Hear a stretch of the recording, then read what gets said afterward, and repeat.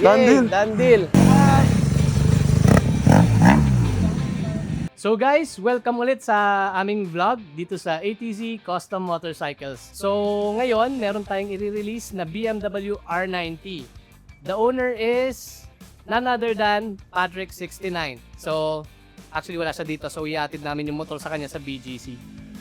So ito yung motor. Natapos din namin after a while. Ang ginawa natin dito sa motor ni Patrick, basically si Patrick kasi matangkad, so mga 6 plus siya. Yung stock R90 na height, mababa sa kanya. Kaya nagpalit tayo ng front suspension, longer, Adriani suspensions, Adriani inserts, then nagpalit din tayo ng Öhlins extended suspensions. So maliban doon, isa pa sa mga complaints si Patrick, kapag nagra-ride, pag napapadaan siya sa mga puddle of water, nababasa yung likod niya. Kaya nagpagawa din siya ng tapalodo sa atin. So nung ginawa natin itong tapalodo na to, nirelocate naman natin yung plate number niya dito sa side.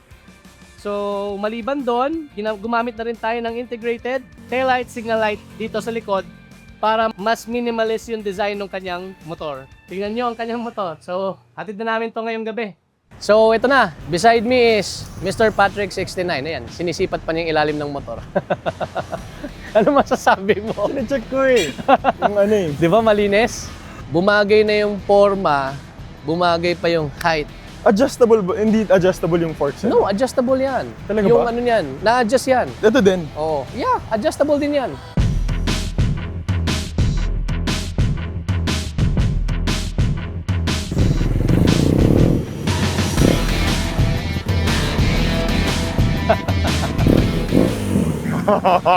Ano, na-miss mo?